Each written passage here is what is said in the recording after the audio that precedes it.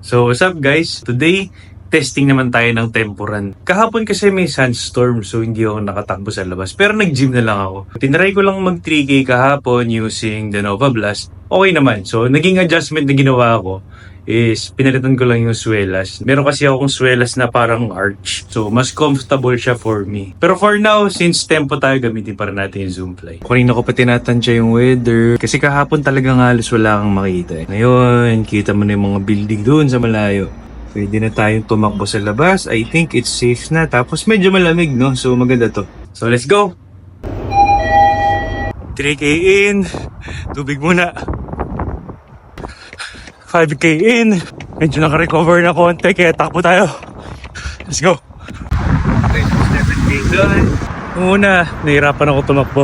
After a couple of kilometers, okay na ulit. Maganda yung pace ko kanina actually. Parang nasa 5:30. Gumaganda.